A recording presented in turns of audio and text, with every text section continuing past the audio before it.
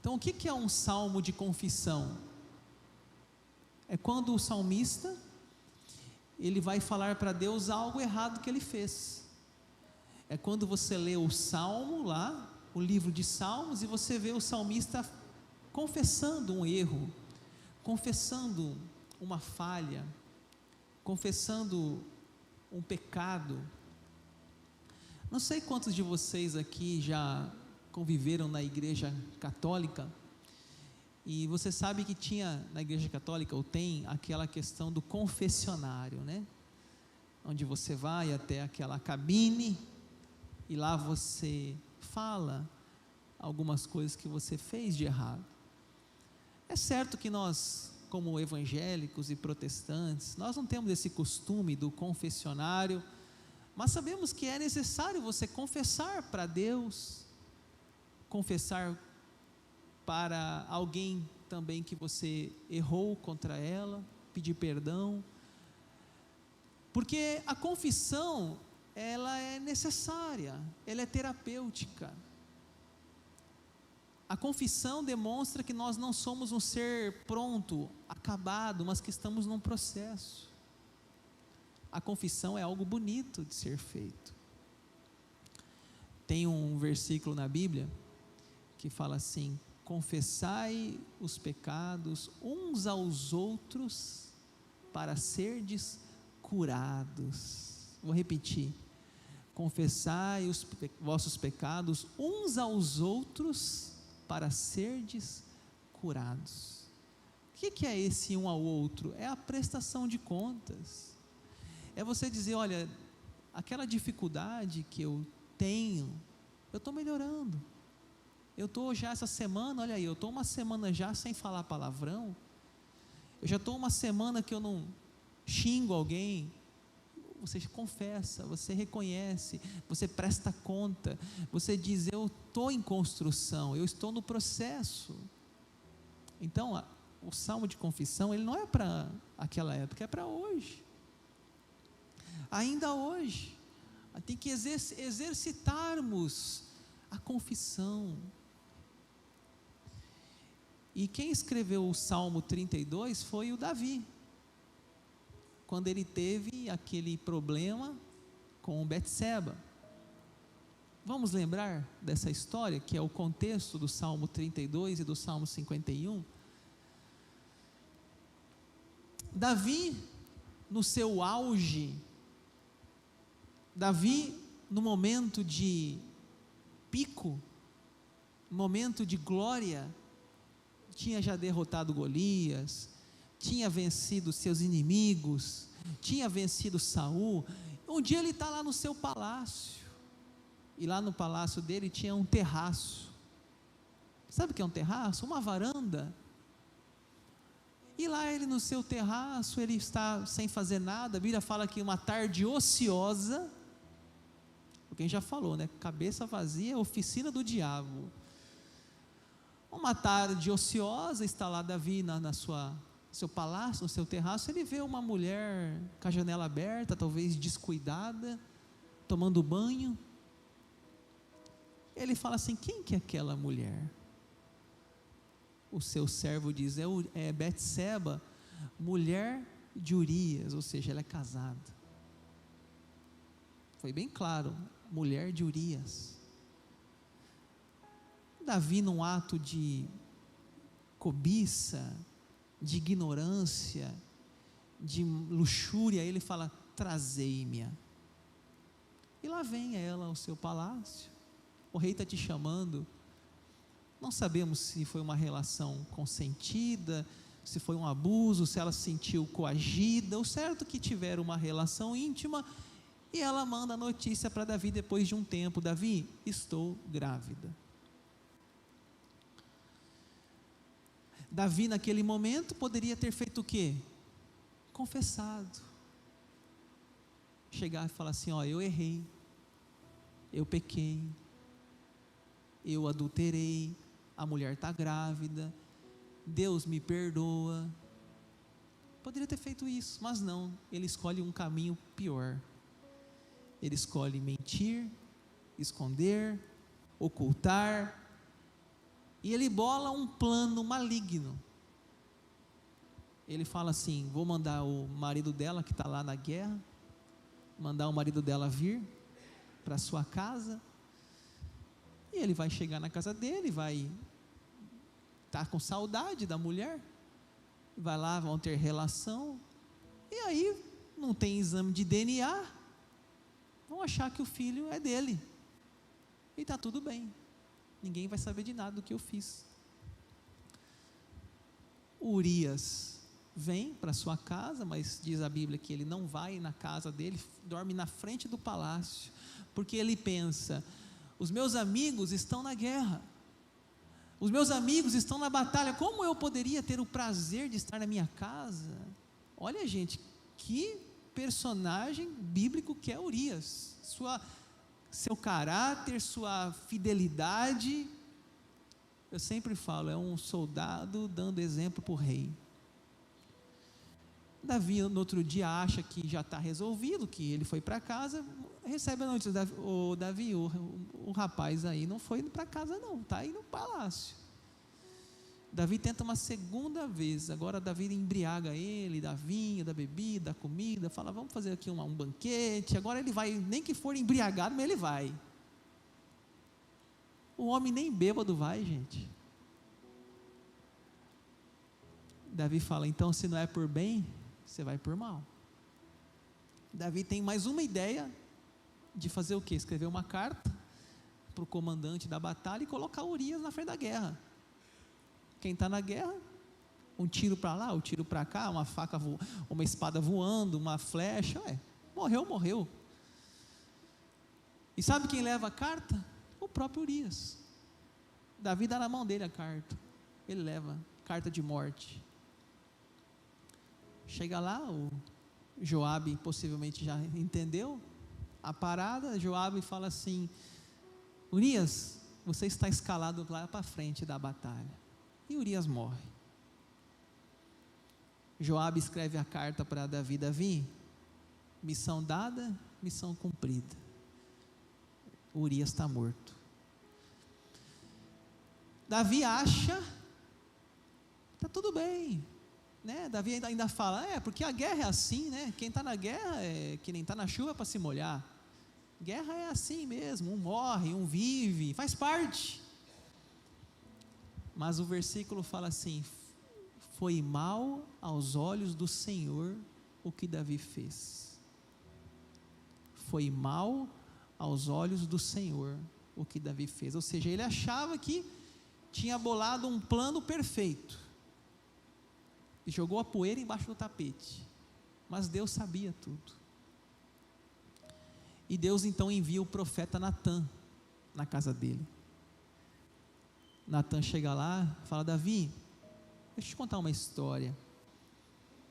Um homem só tinha uma ovelha, e teve um outro homem que veio até Israel e tinha muitas ovelhas, esse homem, mas ele foi lá na casa desse homem que só tinha uma e tomou a ovelhinha dele. O que se faz com um homem desse no reino de Davi? Davi esbravejou e disse: que esse homem morra. O profeta Natã falou: Davi, esse homem é você. Foi você. Você tinha várias mulheres, você tinha palácios, tinha tudo, e você foi lá e tomou a única ovelhinha de Urias, a Betseba, e só não tomou, matou o homem. Davi, nessa hora, ele fala assim: a casa caiu. Deus sabe tudo que eu fiz. E Davi fala assim: eu peço perdão, eu confesso o que eu fiz. O profeta diz: você vai ser perdoado, Davi, mas as consequências virão sobre a sua vida, e a espada jamais sairá da tua família. Davi, nesse contexto, ele escreve o Salmo 32 e o Salmo 51, num contexto que ele viveu uma experiência de fazer uma maldade, de cometer um pecado. E nós vamos ver aqui o que ele relata neste salmo. Davi começa dizendo: bem-aventurado aquele cuja iniquidade é perdoada, cujo pecado é coberto. Bem-aventurado o homem a quem o Senhor não atribui iniquidade, em cujo espírito não há dolo. O que é bem-aventurado? Feliz. Davi fala assim: feliz aquele que o Senhor não lhe atribui pecado. Por quê? Porque ele sabia que ele estava pecando, que ele tinha pecado, porque ele sabia que quem peca é infeliz. Viver fora da vontade de Deus é tristeza. Ele passou essa experiência. Ele reconhece que tudo que ele fez, tudo que ele causou, foi a maldade, foi a iniquidade, foi a mentira, e ele sabe que ele sofreu nesse período da sua vida. Foi um ano que durou desde do terraço, da vista da mulher, até a visita do profeta. Um ano. Ou seja, ele passou um período achando que tinha escondido, mas ali naquele período ele vai relatando que Deus estava incomodando ele, angustiando ele, a consciência dele estava pesada. Ele diz: enquanto calei os meus pecados, envelheceram os meus ossos pelos meus constantes gemidos todo dia, porque a tua mão pesava dia e noite sobre mim, e o meu vigor se tornou em sequidão de estio. Pessoal, sabe o que ele está falando aqui? Que ele sofreu nesse período, que a consciência dele o acusava. Existem relatos de pessoas que passam por uma situação parecida, relatos que a pessoa ela esconde algo, mas o corpo sofre, ela sente mal, ela não consegue dormir. Davi fala: de dia e de noite a tua mão pesava sobre mim, a consciência do que eu fiz. Eu não tenho dúvida que Davi era um homem segundo o coração de Deus, e por ele ser um homem segundo o coração de Deus, a sua consciência o assolava. Porque, gente, se uma pessoa que não tem Deus comete uma loucura dessa, que Davi cometeu, talvez ela durma até bem, talvez, acho difícil. Mas um homem, uma mulher de Deus, ele não consegue. Ele sabe o que ele fez, ele sabe os seus erros. A pessoa chega em casa, depois de uma noite traída, de traição, ela se sente suja. Ela vai tomar um banho, mas aquela água não lava o seu interior. Ela chega na sua casa, esse homem ou essa mulher adúltera, o adúltero, ele se sente incomodado, ele não se sente em paz. Ele chega na cama, ou ela chega na cama, vê o marido, ou vê a mulher, ele sabe que ele está sujo, ou ela está suja. Pressão arterial sobe. São as doenças psicossomáticas. Começa a afetar o seu corpo. Insônia, sonhos, pesadelos. Por quê? Consciência do que eu estou fazendo, do que eu fiz. Não confessa, não reconhece, guarda, esconde, mente, uma mentira para emendar em outra mentira, já não sabe mais o que falou, se confunde nas palavras. É assim que acontece. Eu acho assim, a minha esposa está aqui presente hoje, no culto, se eu cometesse essa loucura de trair ela, tenho certeza que eu mudaria a minha postura. Eu tenho certeza que eu mudaria a minha forma de tratá-la. Eu tenho certeza que eu já não abraçaria ela com a mesma alegria. Por quê? Porque eu temo a Deus. Porque eu tenho consciência de que mais do que ela, eu presto contas a Deus. Um servo de Deus e uma serva de Deus, quando ele peca, ele não peca só contra o seu cônjuge, ele peca contra Deus. Porque por mais que ninguém sabe, Deus sabe e Deus tudo vê. Davi era um homem segundo o coração de Deus. E aí ele estava assolado pela sua consciência, pela sua dor, pela sua culpa, pela sua maldade. Olha essa frase aqui: o pecado levará você mais longe do que gostaria de ir, reterá você mais tempo do que gostaria de ficar, e custará você um preço mais alto do que gostaria de pagar. Escute isso. Isso aconteceu com Davi. O pecado levará você mais longe do que gostaria de ir. Ele achou que era só um caso com Betseba. Reterá você mais tempo do que gostaria de ficar, e custará você um preço mais alto do que gostaria de pagar. Até a família de Davi sofreu com sua escolha.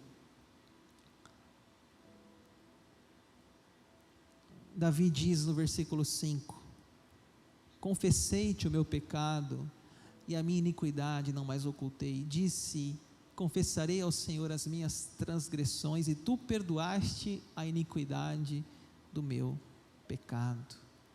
O que ele disse? Confessei. A hora que ele confessou, ele tira aquela culpa.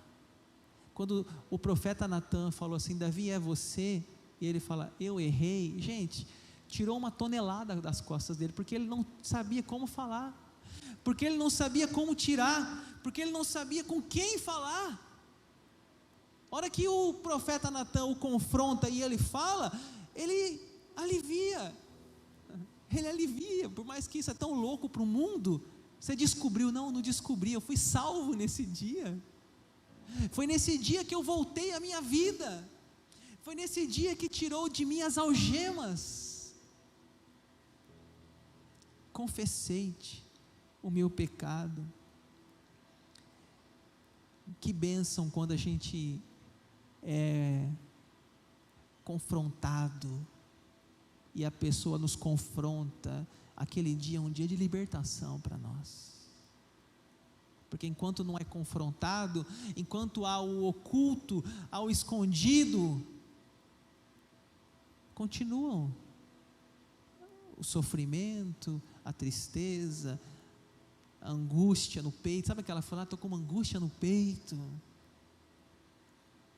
Tira tudo isso, alivia, tira para fora. Provérbios 28:13, né, um texto assim bem conhecido, e está relacionado aqui com a palavra: o que encobre as suas transgressões jamais prosperará, mas o que as confessa e deixa alcançará misericórdia. Vamos ler todos juntos? Provérbios 28:13: o que encobre as suas transgressões jamais prosperará, mas o que as confessa e deixa alcançará misericórdia, né? Quando não confessa, não prospera, a vida trava, a vida financeira trava, o diabo toma posse de tudo, começa tudo errado, o negócio não vai para frente, a empresa para, a família desanda. O que encobre jamais prosperará, mas o que confessa e deixa, ou seja, eu mudei, eu não faço mais aquilo, alcançará o que? A misericórdia, ou seja, o perdão, a nova chance, o recomeço. Sendo assim, todo homem piedoso te fará súplicas em tempo de poder encontrar-te. Com efeito, quando transbordarem, muitas águas não atingirão. Tu és o meu esconderijo, tu me preservas da tribulação e me cercas de alegres cantos de livramento. Davi, ele dispunha de algo, a oração. Todo homem piedoso te fará o quê? Súplicas, orações, conversar com Deus. Davi, ele sabia que Deus estava do seu lado todo esse tempo, mas ele se manteve longe, com vergonha, distante. Sendo assim, todo homem impiedoso te fará súplicas em tempo de poder encontrar-te. Que bom que ainda há tempo, né? E se você morrer sem confessar? E se não houver mais tempo? Se fechar-se as suas possibilidades? Uma bala perdida, um acidente, um AVC? Não sei. Enquanto há tempo de poder encontrar, enquanto há tempo de poder se reconciliar, de pedir perdão para aquelas pessoas que você errou, e aqui não é só adultério, aqui está tantas coisas da vida, pessoas que a gente precisa se reconciliar, pessoas que a gente precisa conversar, acertar-se, viver em paz, pedir perdão. Olha, me desculpa, eu errei com você, se eu te magoei, vamos esquecer esse passado. Entenda bem, pessoal, esse salmo não fala só de adultério, fala de confissão da vida, dos problemas da vida, de tudo que a gente passa. Buscai ao Senhor enquanto se pode achar, né? Diz Isaías 55:6. O verso 8 diz: instruir-te-ei e te ensinarei o caminho que deves seguir, e sob minhas vistas te darei conselho.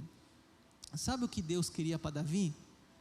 Um caminho bom, um caminho próspero, um caminho de paz, um caminho de bênção, de alegria. Deus fala: Davi, eu quero te instruir por um caminho bom, eu quero te dar conselho, mas o pecado nos afasta de Deus. Quando a gente está num pecado, a gente tem vergonha de Deus, a gente se esconde como Adão e Eva se esconderam no paraíso.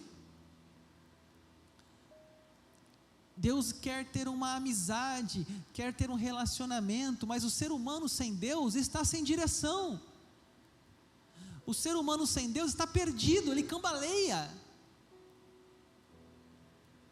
Por isso a necessidade de voltar para Deus, voltar para a razão, voltar para o caminho, para o conselho.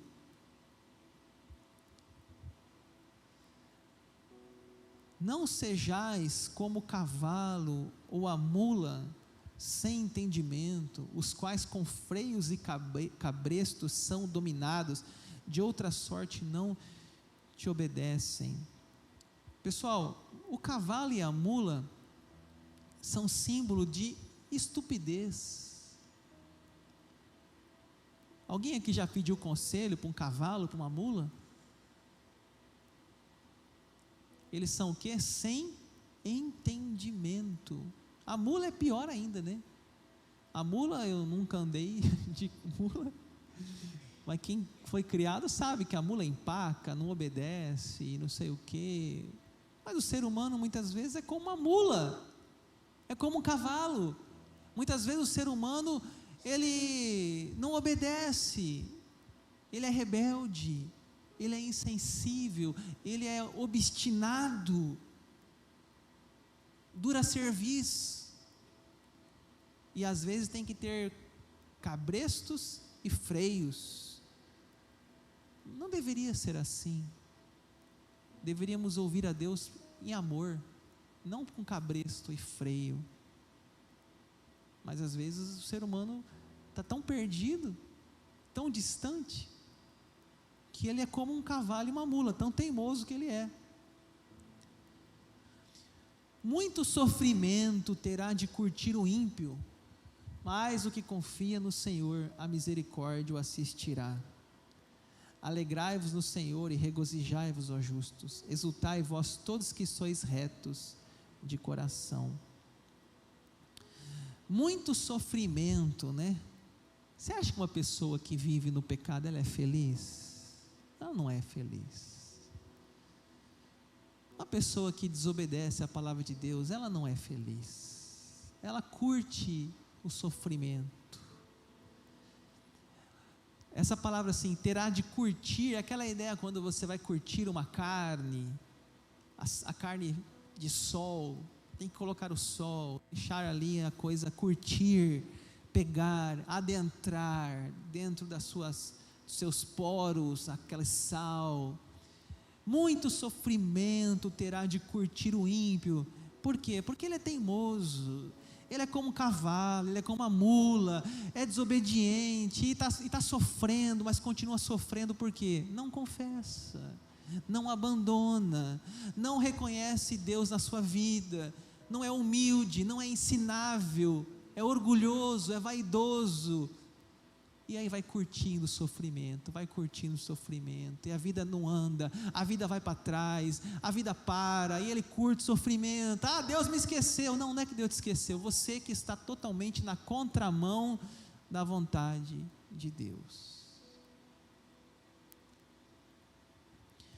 Mas, ao contrário, né, o que confia no Senhor, a misericórdia o assistirá, né? Ou seja, aqueles que conhecem a palavra de Deus, aqueles que ouvem a palavra de Deus, aqueles que têm um coração humilde, que são capazes de confessar, de ser corrigidos, esses receberão misericórdia do Senhor. Aplicações práticas, para a gente concluir essa pregação. Primeira aplicação: nossos pecados não afetam somente a nós. Interessante que quando a gente vê a história de Davi, o que ele fez não foi uma decisão só dele, afetou muita gente. Aquela coisa assim, não, no meu nariz mando eu faço o que eu quero da minha vida. É errado. As suas escolhas afetam muitas pessoas. Primeira pessoa que ele afetou foi a Betseba. Não sabemos se Betseba fez aquele ato de livre vontade, se ela foi constrangida, coagida, não sei, mas é certo que ele estragou uma família. Davi, Urias, pelo que fala a Bíblia, devia ser um maridão, um homem maravilhoso, fiel, honesto, bom caráter. Se ele era assim no palácio, imagina em casa. Ele destruiu uma família, Davi. Segundo, Davi envolveu no seu pecado um homem chamado Urias, que não tinha nada a ver com a história. Quando uma pessoa se envolve numa relação adúltera,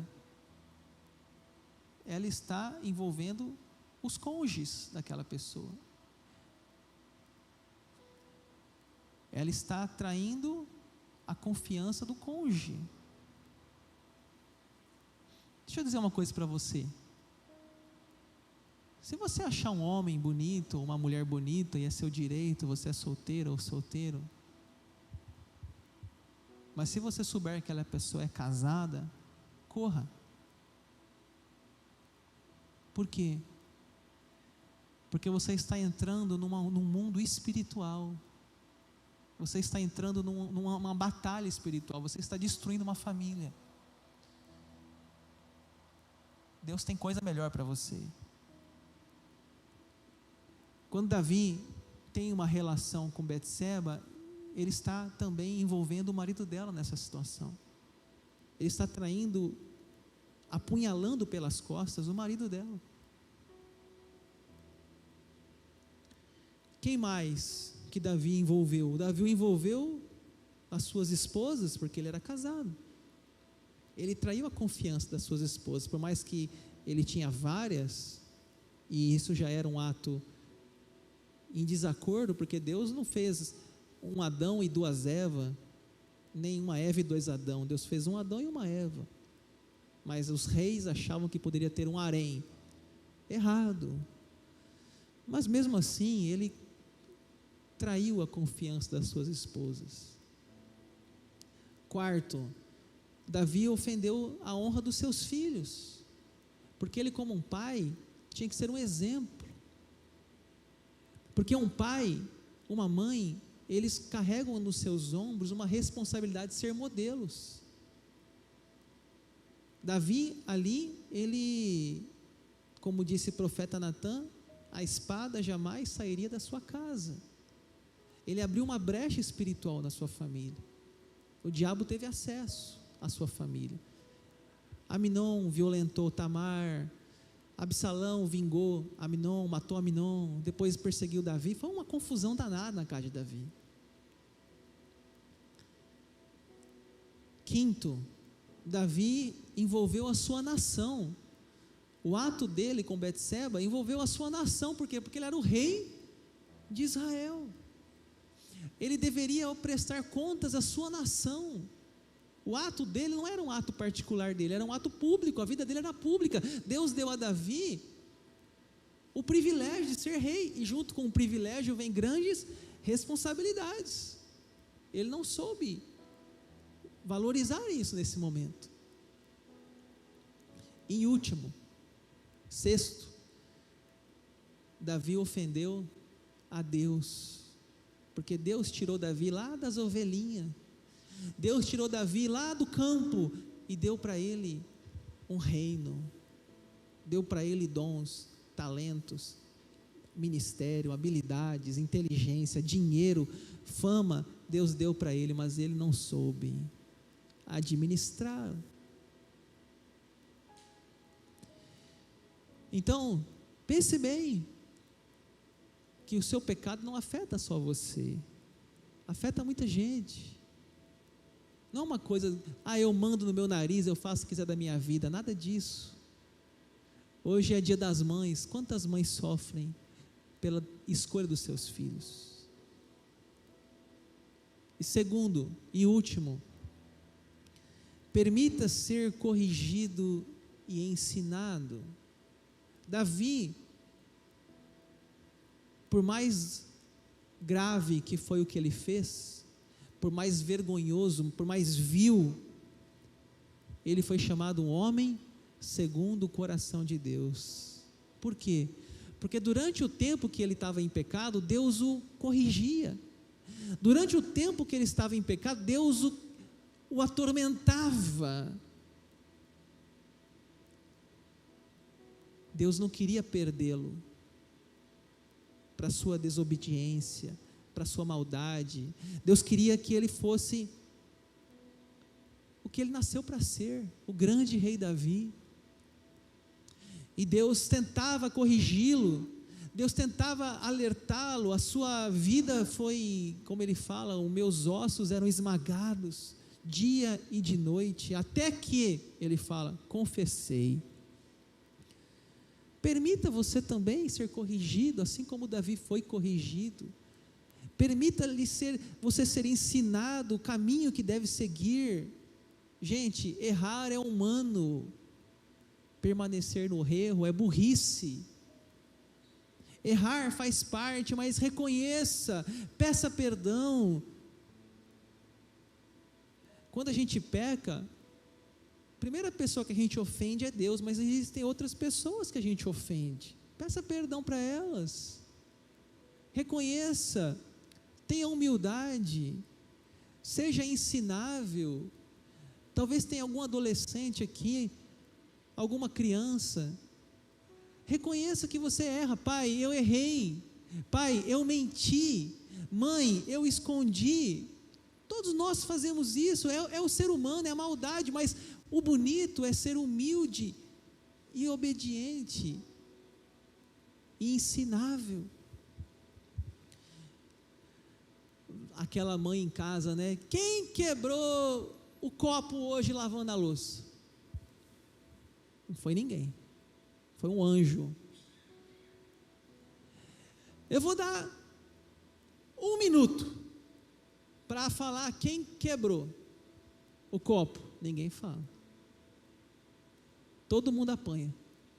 2 irmãos, 3 irmãos, todo mundo apanha. Mas se tem um que fala assim: mãe, fui eu, aquilo enobrece o coração da mãe. Fui eu. Filho, você merecia apanhar, mas não vou te bater não, porque seu gesto foi tão bonito, você reconheceu, você assumiu o que você fez, nem merece castigo. É bonito, gente, é bonito ser humilde, é bonito ser uma pessoa ensinável, porque quem aqui de nós nunca errou, ou não vai errar?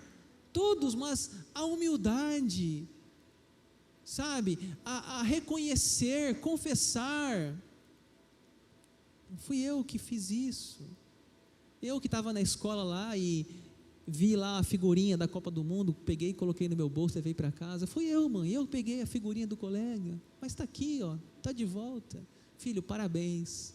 Assim que se faz, é assim que se faz, é reconhecer.